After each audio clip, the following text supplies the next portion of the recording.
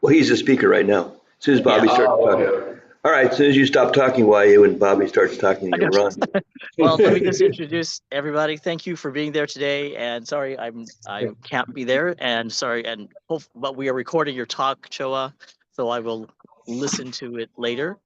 Um, and if for those of you who don't know, Bobby Chowa Werner is the newly ascended abbot of Sweetwater Zen Center in National City down San Diego, and he has graciously accepted my invitation to be our guest speaker today. So glad to have you once again.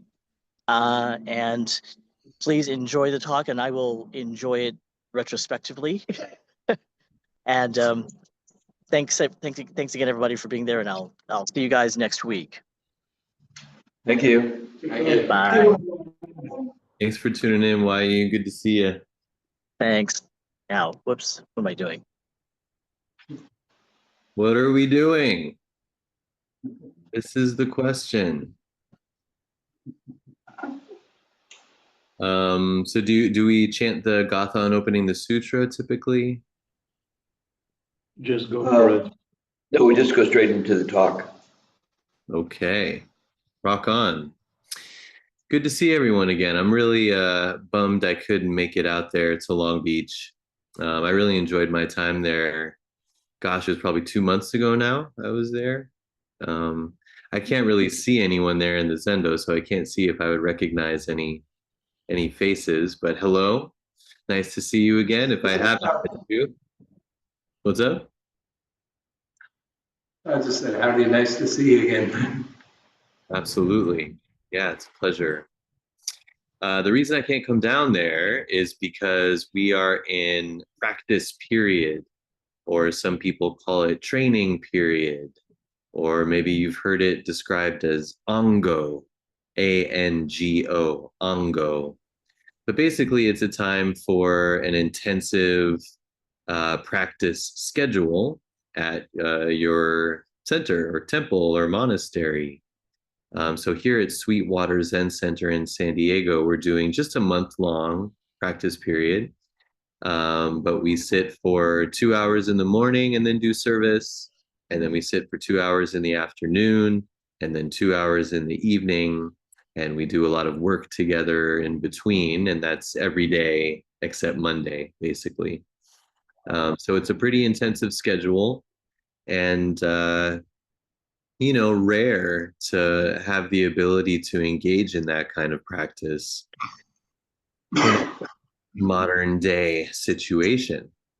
We all have jobs and families and hobbies and medical appointments and other obligations to ourselves and to others. And so to take a month or traditionally 3 months to really just dedicate yourself to your Sangha, to your community, and to your Zazen practice. It's a pretty rare opportunity.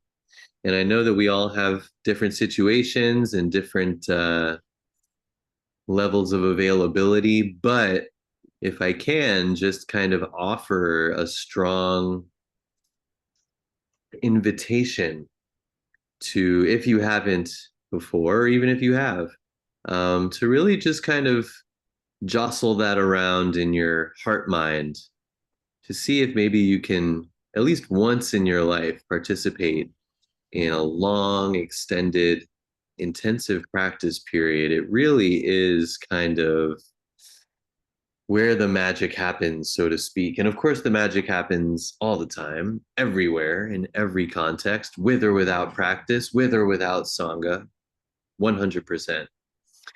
And there really is something to be said.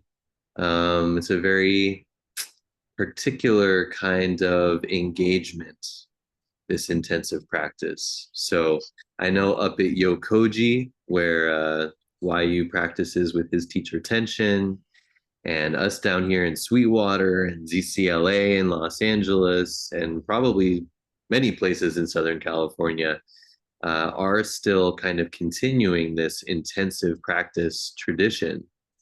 And so maybe not this year, maybe not next year, but at some point, it really might be worth taking a look at, what your heart and spirit say to engaging in intensive practice, because there really is nothing like it.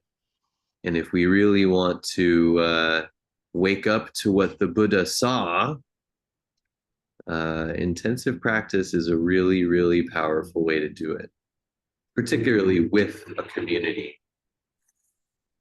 Show of hands, has anyone participated in like a month long or a 3 month, 2 month intensive period? I can't really see the Zendo, but No, nobody's raising their hands. cool. Yeah, it's a really special experience. And particularly now with urban centers and Zoom and stuff, there actually is a way to, commit pretty full time to the schedule and be able to zoom in and be able to work around your schedule. So it's not like you have to take off from all of life for that period of time necessarily. But it just really is quite, it's another experience apart from uh, sitting weekly or 30 minutes a day or an hour a day here or there. It's a very special, very intimate practice experience. So that's my plug, that's my pitch. Let it just kind of marinate somewhere in the background there. um, and we can kind of move on to this talk. So as we were sitting, I got struck with this anxiety that maybe y'all have already talked about this a lot, but has YU shared with you his poem about 42? No, No, yeah, no. I hear yes and I hear no, but I see some head shaking. no. Okay, well, that's good. Because YU Sensei wrote a poem that he shared with us at Sweetwater Zen Center when he gave a talk here maybe a month or so ago. And it was a really, really powerful poem, I thought. And I asked him to send it to me so we could put it in our newsletter. We have like a seasonal newsletter that we put out, and there's a little poetry spot there. And I wanted to highlight his poem. And so I've just been reading it over and over, and some of our members here asked for it. It's a really well written and phrased kind of Dharma poem. So I just thought I don't think it's rather long, so I don't think we'll get through the whole thing. Or maybe I can read the whole thing, and then I just really wanted to go line by line and just offer, my reflections on it, just like we offer, Dharma talks on koans or Dogen Zenji fascicles or whatever. I just thought we would use YU Sensei's poem because there's some really good stuff in there. So I'll just read through the poem real quick, let it just kind of enter all of your pores and holes and just digest. However, don't think about it too much, and then we'll come back and go line by line as far as we can. So the poem is called 1%, and it starts off with a quote. The ultimate question of life, the universe, and everything? 42. Of course. Or any other random number is the best of all possible answers to that question. If you hear that answer as the ultimate damnation, that is all about expecting someone or something else to figure it out. Not only is life intrinsically meaningless, it is meaningless that it is meaningless, making life meaninglessness, which is the ultimate freedom, absolute power, and total responsibility. Damn that karma, always there to fuck up the mojo. It is a call to action. It is as small as it is big, just a hair's breadth of othering, and all is lost. All is suffering. All this oneness is not sameness. Oneness contains infinite differences, all working in cacophonous concert to create reality just as it is. The good, the bad, the ugly, the beautifully perfect amazingness that is this and every moment. Intimacy is held closest in not knowing and in letting go of delusions of uncertainty. Compassion and grace cannot be and need not be extended out. They are your natural state of being when the infinite is awake within. Within this infinite intimacy, there is no I, there is no you. There is only stepping up, taking care, and going through with elegant equanimity. This intimacy is where separations dissolve and othering goes to die. This 42, however, is expensive. It will cost you everything you think you are, because in as much as you are meaningless, you are thereby inexorably all possible definitions, all possible meanings. Any single identification that excludes any of this all is a limitation. Being of service to every moment where it is, as it is, not how we think it should be, is the highest level of existence. 42 is so expensive that 99% of us, 99% of the time, will not be able to sustain this level. But that is okay. All we need is that 1% in all of us, 1% of the time, for when, for whom, in whom there are no levels.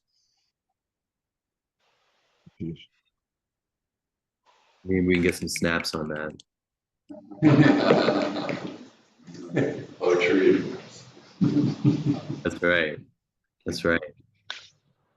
So this is a great, great expression of why use Dharma, and there's a lot of good stuff in here. So if you would mind, I would just like to go line by line. And I have till 11, is that right? 11:15. 11:15. Damn, 45-minute talk. Here we go. Let's do this. Or I guess we have a question and answer time too. So maybe at 11, I'll pause and see if we have any questions. So he starts off with this quote, "The ultimate question of life, the universe, and everything." So this is why I came or was drawn to Zen practice. What the hell is this? What am I? Clearly, I ultimately become this broken, ragged, wrinkled, impermanent thing that will just go away. Ultimately, the earth will just get swallowed by the sun. Ultimately, Thanks, guys. Oop. Sorry. Yeah, let's ask everyone to mute. Sweet. And if we look at, a lot of koans and a lot of stories throughout Buddhist literature and study materials, koans, things like that, we kind of see that some of our famous masters and our most admirable practitioners were also kind of drawn to this practice by this kind of question.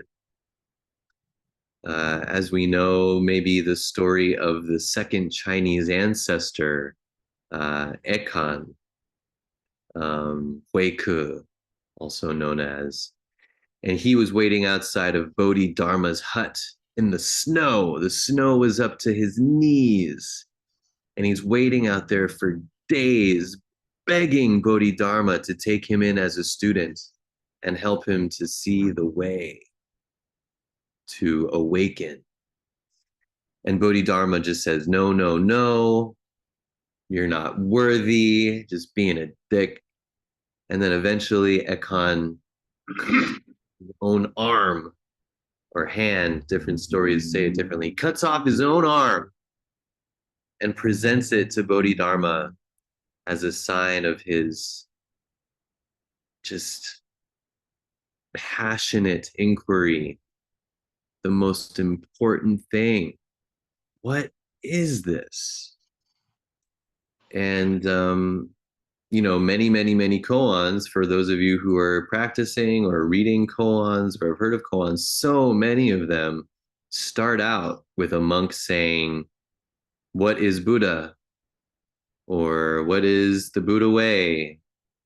Or another common one is, what is the meaning of Bodhidharma coming from the West? What is the ultimate meaning? What is the lifetime of teachings, right? There's all these kind of earnest questions that start off our koans. And so it's good for each of us to know our question, our ultimate question of life, the universe, and everything. And it's really fascinating to me because, at least in my community, we have a lot of people who come to the Zen Center, and their question is, how can I be more concentrated at work? How can I be a better father when my kids annoy me? How can I get rid of my stress? How can I be happy all the time? And it's very interesting to me because for me, the jury is still out on whether Buddhism and Zen in particular can actually help you with those things, making your life better, making you better. I think often those can be kind of maybe be natural byproducts of our practice. But the Zen practice that I know, that I was drawn to, and that I trained in is really more about addressing these ultimate questions of life, the universe, and everything. So these questions of how can I be happy? They can kind of, if we go deeper into them, they can become, what is happiness? Who is it that's happy? Where does happiness go when I don't feel it? Or how can I be a better partner? Well, what does it mean to be a partner? What are my desires in partnership? Who am I without my partner? And so to really be clear about the questions that we bring to our spiritual path, and then see how deep we can take them. Right? We know so many people come to spiritual practice because they want to get what they want. They want to make more money. They want their dream job. They want to make a vision board so they can get their dream house. And I don't know if any of us, resonate with that here. But whatever our questions, our seeking mind, whatever those are, how deep can we take those? Where is this desire coming from? Why am I attached to a dream house? What does getting a dream house mean to me? And that's like a really obvious materialistic example, but all of these ideas we have, I want to be a wise person. I want to be a calm person. I want to be a less stressed person. Okay. Why? Who is it that wants to be wiser? Who benefits from me being wiser? What does wiser even matter when I'm going to be dead in the blink of an eye? These are the cool questions, the ultimate questions of life, the universe, and everything. And I think the practice of Zazen, particularly intensive practice, is much more suited to addressing those kinds of inquiry than it is to how to make my life better and how to make myself better. Self improvement. This is a koan for me. I am still trying to figure out what role self improvement has in Zen practice, if any. So that's what starts off this poem. The ultimate question of life, the universe, and everything. And the next line answers that question with 42. And apparently, these are quotes from A Hitchhiker's Guide to the Galaxy. If anyone has read that, show of hands, maybe. Yeah, people, yeah. So I've never read it, but hopefully you recognize that quote and that it has some kind of relevance or familiarity. But it is such a Zen answer. What is the ultimate meaning of life, the universe, and everything? 42.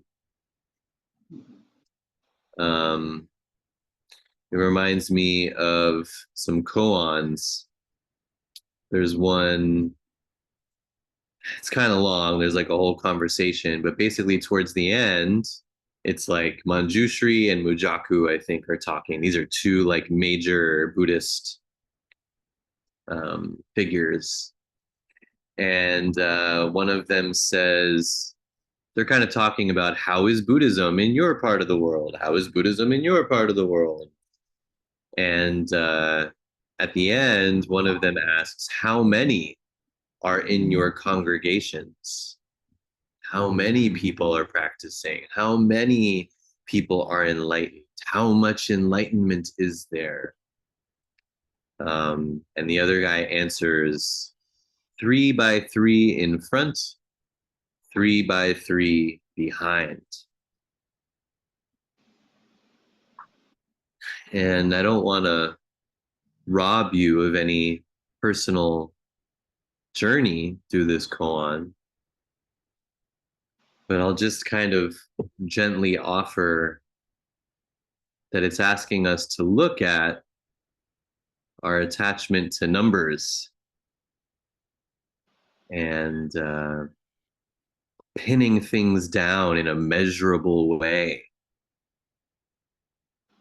I want my ultimate questions of life and the universe to be something clear, something measurable, something I can hold on to, something I can remember and jot down in my journal and remind myself every time I'm feeling bad or confused. I don't know. I've certainly been there.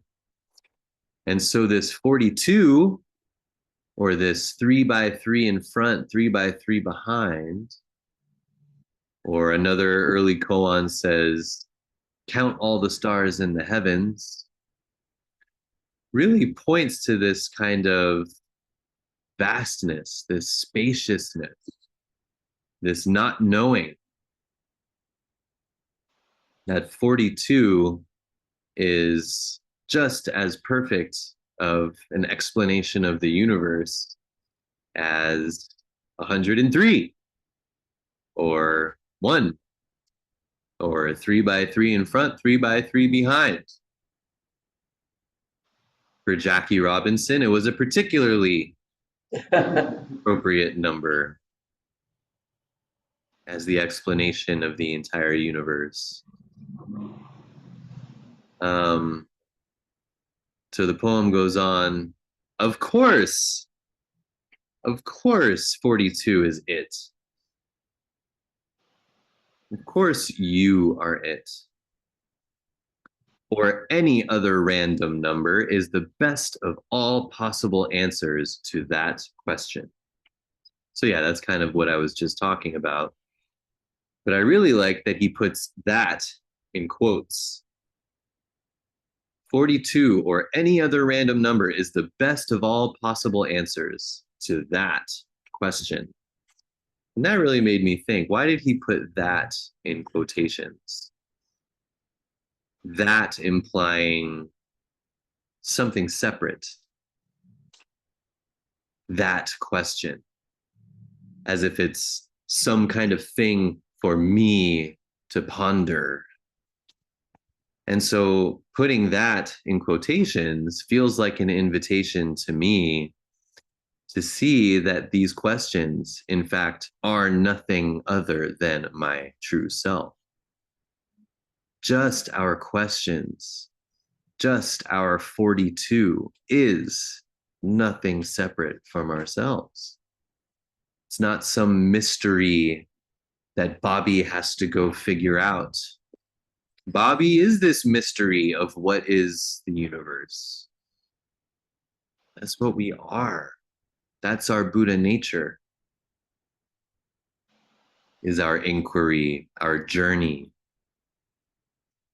our every thought. So then it goes on. If you hear that answer as the ultimate damnation,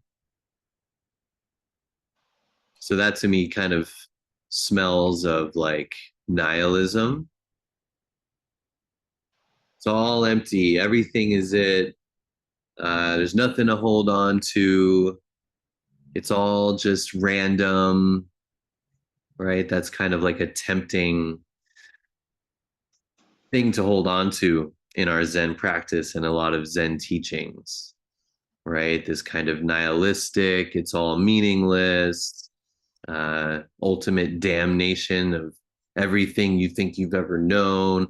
So if you hear that as the ultimate damnation, that is all about expecting someone or something else to figure it out, right? So whenever we feel like we've landed somewhere, right? That's kind of like what the nihilists or the existentialists, they kind of landed in this, oh, it's all just meaningless. It's all empty. And I could be naive. I haven't studied the nihilists too much, philosophically speaking, so there might be something I'm missing. But if we are to take this vastness, this not knowing, this 42 as an answer that we can hold on to and remember, then that's about expecting some kind of thing to figure it out for us. Some philosophy, some understanding, some explanation, some kind of ground to stand on to answer these questions we have, the ultimate questions of life, the universe, and everything. And that makes sense. Of course we want stability. Of course we want to know something. And we want some kind of explanation, whether it's someone telling us or some kind of phenomenon that we ourselves discover, whatever it is, we want to discover it, hold on to it, codify it, live our lives by it, and have it serve us and others well forever. But that's kind of not how it works. I really like the implication of this expecting something else to figure it out, because that puts the onus on us. Every single day is our opportunity to explore these inquiries constantly, constantly, constantly. Which is why any of us who give Dharma talks or lectures as teachers, or pep talks to our kids, or any of us who try to share some kind of wisdom, we're always going to look back and say, oh my God, what an idiot I was. Ugh, how could I have said that? How stupid. Because we're always constantly looking at these inquiries. Hello. Yes, you too. What is it about Zen people and cats? We're so weird. Jesus.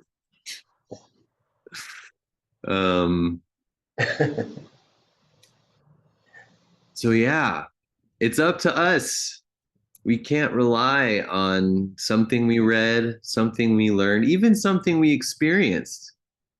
We can have a huge opening, major, crazy, life busting spiritual experience on the cushion or in prayer or on a hike or whatever.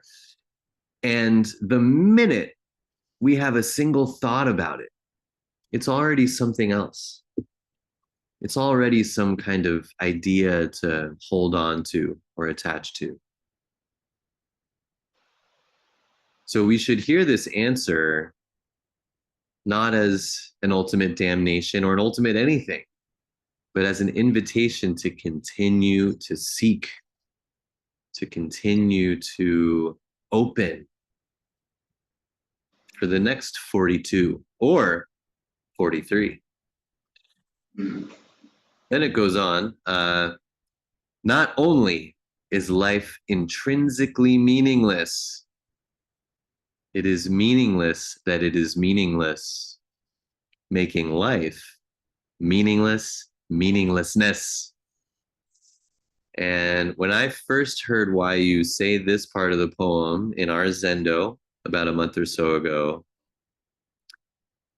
I just had this huge wave of relief or connection with him or the words or something. I was just so glad to hear this little stanza.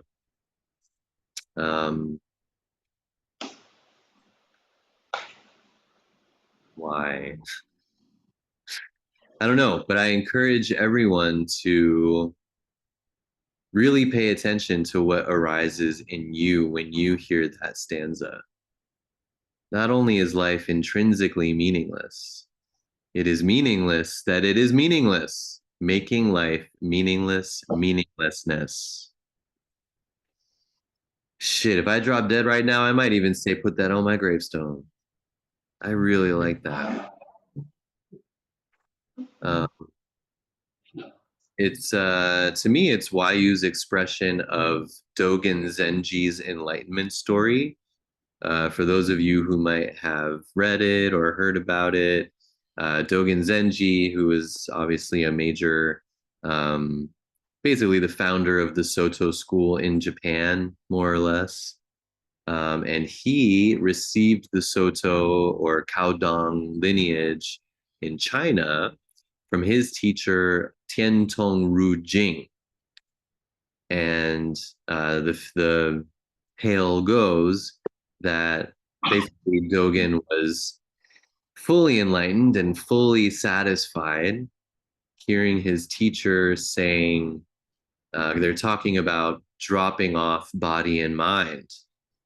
And then his teacher says, drop off, dropping off. And then they have a whole interaction around that. And it's this intimate kind of conversation. And that's how Dogen receives transmission formally. But this dropping off, just echoes for an eternity. And it's so important that every experience we have of letting go, let that go too. The precepts work this way, right? The Bodhisattva precepts: non-killing, non-stealing, chaste conduct, non-lying, non-being deluded, not talking of others' errors and faults, not elevating oneself and putting down others, not being stingy, not harboring anger, and not speaking ill of the three treasures. These are all practiced by dropping off. Don't kill. But also, sometimes you got to kill. And ultimately, there's no such thing as killing in the realm of absolute oneness. No life, no death. And so our practice with these precepts, with the teachings, with the koans, it's all about this continuous hall of mirrors of dropping off. So when you say life is meaninglessness, you could then say it is meaningless that it is meaninglessness, and meaningless that the meaninglessness of the meaninglessness is also meaningless, blah, blah, blah. And it really does go on forever. And that is our practice. And that is what awakened Dogen. And, I just, he says it here in the next stanza. So he says, making life meaninglessness, which is the ultimate freedom, absolute power. And, don't take his word for it. Really work it out. Call everything that you find meaning into question. Find every instance of meaninglessness that you have into question. I'll just offer really quick, this is coming to mind. Well, I won't confuse things. Never mind. Strike that from the record. But yeah, ultimate freedom. Freedom from grasping. Freedom from knowing. Freedom from frameworks. Freedom from maps. Freedom from should-bes. Freedom from expectations. That's this not knowing. Dropping off. And really leaning into the meaninglessness of meaninglessness.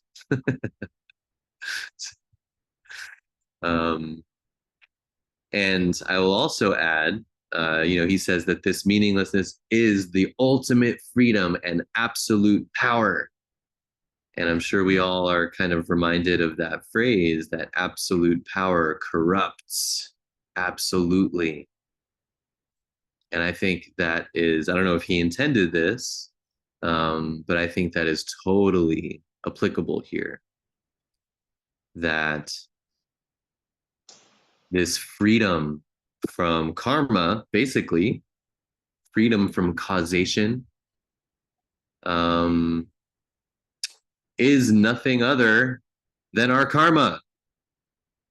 That falling into karma and being free from karma are in fact just this moment. They are nothing but our lives in this moment.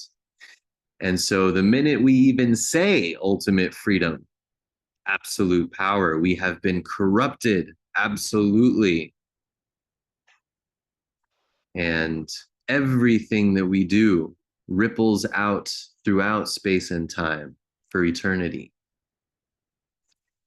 And so to think that there's any kind of magic button or amount of dropping off that can allow us to avoid having an effect on the world is problematic. And in fact, Dogen, who talks all about oneness, has this wonderful fascicle where he says, to really be a true Buddhist, you have to understand cause and effect, and that everything we do is causing and being affected by, and so forth.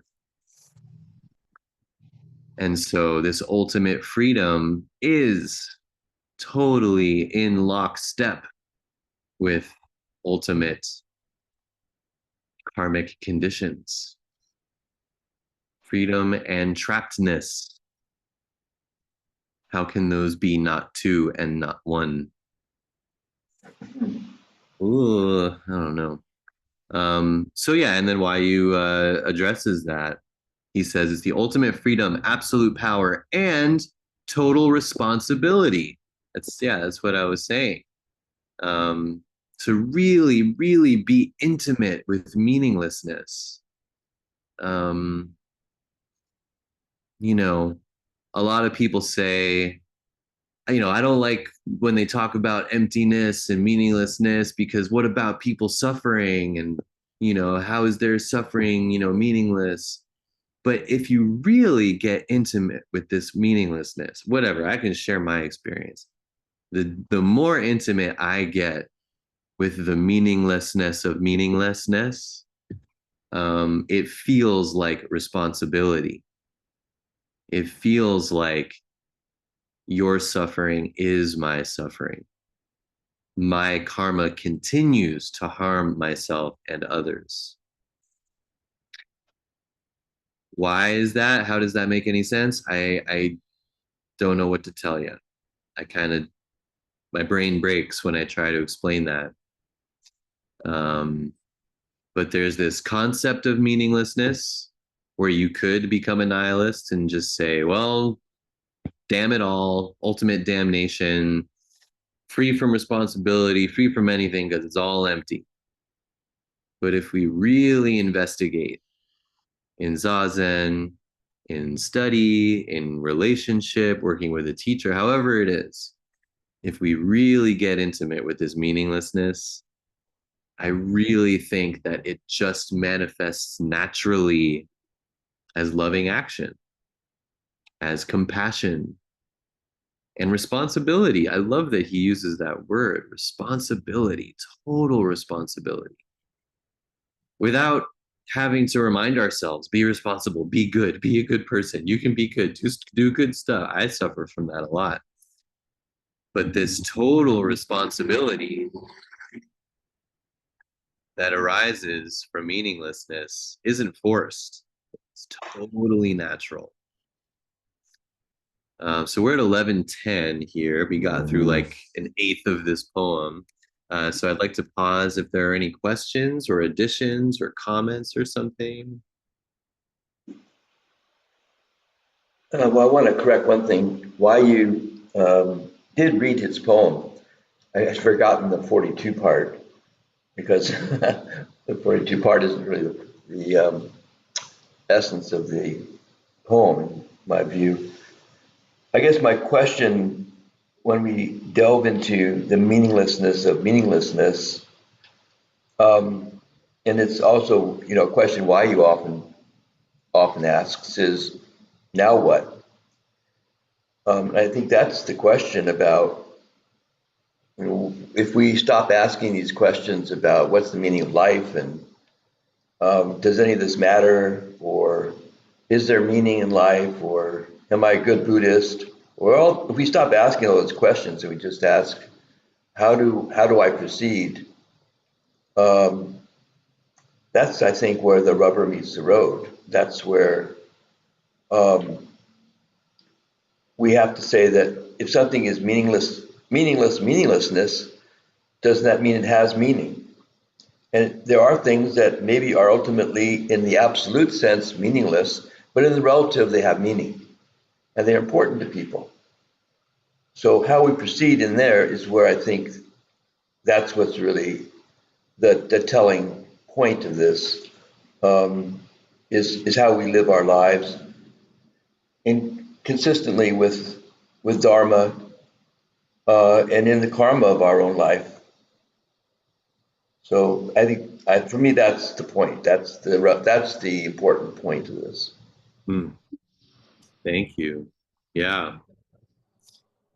Yeah, I like that. And, you know, there is this danger point. Let's see, what do I want to say here? It's really easy to talk about, in the absolute, it's like this, but in the relative, it's like that. And from the absolute standpoint, we see it like this, but from the relative, we see it like that. And, that's kind of all we have as humans with language to try to talk about it. But I do encourage those of us who are curious about investigating this identity of relative and absolute, that they're not actually two different anythings. They're not two different perspectives. They're not two different ways of viewing things. That's all I'll say. That's all I'll say. But thank you for that. Yeah, I think the what now? How do we manifest and how do we take care of 42? That is definitely our practice and our charge.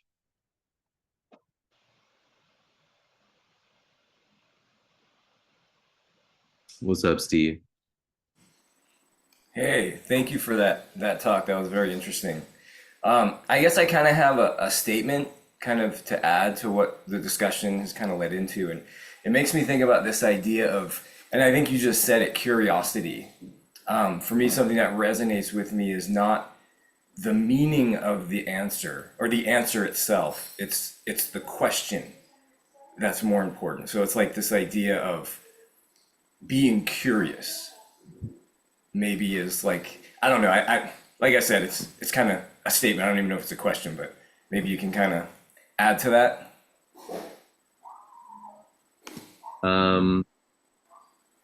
Yeah, I mean, I think I'm with you.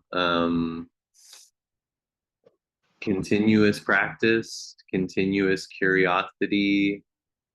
The question is the answer itself. You know, it's all, you kind of are just left with cliches at that point.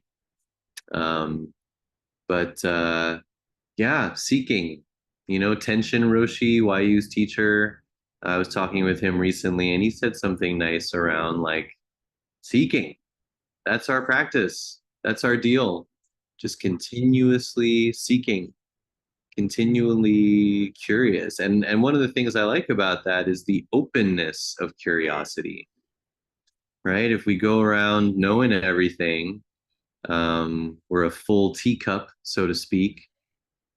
We're super closed and super hard. But to bring curiosity and softness and not knowing to everything, I don't know. I think just we can be better servants and show up in the world more wholly. I don't know. Does that sound about right? Yeah, that. Thank you for kind of finishing my thinking. Mm-hmm. It's kind of this idea of why you said in the poem about kind of, it was resonating with me that the meaninglessness. So maybe as soon as we try to attribute an answer, that's where we attribute the meaning. So instead of trying to create the meaning, just like you said, remain open. That kind of feels like it makes sense to me. Right.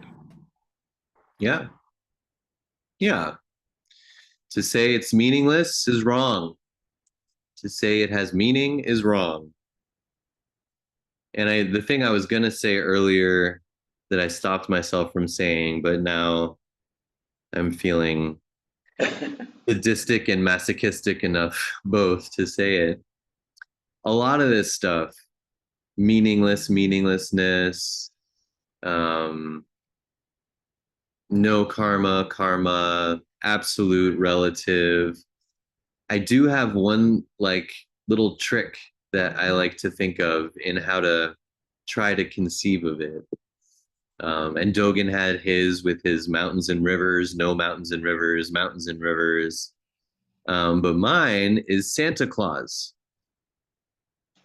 right? So at first, well, I'll just say that isn't Santa Claus equally, simultaneously real and unreal? Like he is very, very, very much not real. I'm sorry if there's any kids in the room or any grown-up kids, but like there is no fat white dude flying around the whole world with reindeer in a night. It's just not a thing. Completely false. And Santa Claus is very, very real. We talk about him. We can draw him. We feel things when we see his image. We make facsimiles in the mall and have children sit on his lap. We know what he laughs like. I mean, he's very real. And that to me is kind of like an apropos analogy to meaning.